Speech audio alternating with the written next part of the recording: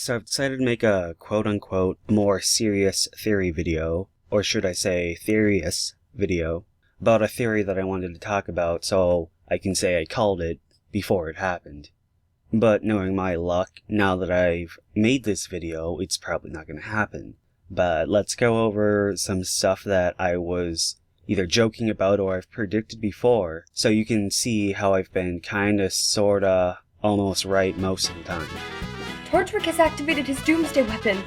And the White Fang are attacking Beacon. And we're out of syrup for pancakes. And the prom is tomorrow. These babies are armed to the teeth with the newest technology and an AI that adapts to its situation and is constantly learning. Doesn't that seem a little dangerous? Nonsense! What could possibly go wrong? I think the dog is also gone. Okay, so one big reason I wanted to make this video is because one of my theories is probably gonna come true in the next episode. Pure man, like, I don't trust her. I mean, ever since this scene... Wait! I know I don't deserve it after all that happened, but... would you still be willing to help me? To help me become a better fighter? I didn't trust that face. Now she has this face going on. Is she a double agent from Mistral? Is she manipulating John?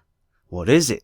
I mean, maybe she's not a bad guy, but I have a really strong feeling she's hiding something. But I'll get back to her in a bit. I was really hoping that this tournament wasn't gonna end up like Naruto.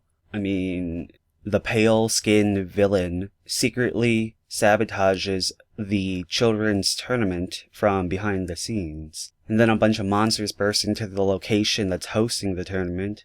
And then all hell breaks loose. Also, side theory, Ruby's totally gonna have to fight that elephant. An elephant who never forgets to kill! So what I think is gonna happen is Pyrrha will get the Maiden power, and Cinder tracks her down in the middle of all of the chaos. Cinderfall could possibly have some relation to the Autumn Spirit, and so in some way she feels like she deserves that power. Cinder will attack Pyrrha's weakness, which is probably just her backside, because she usually only can deflect things that are in front of her.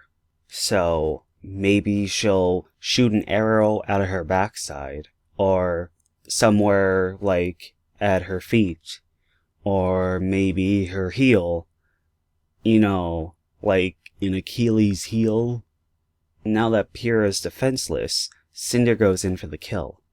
But then John saves her at the last minute and barely manages to fend off Cinder and causes her to retreat.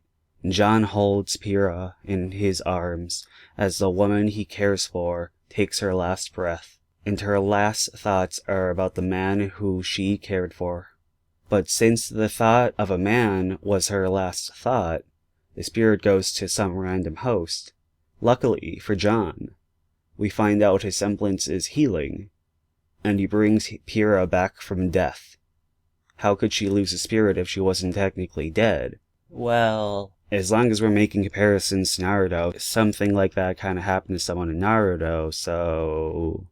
Anyways, so I have like a shit ton of other theories that I'd like to go over, but I figured this one was most important.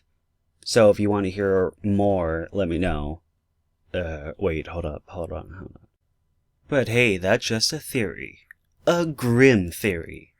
Thanks for watching. No, wait.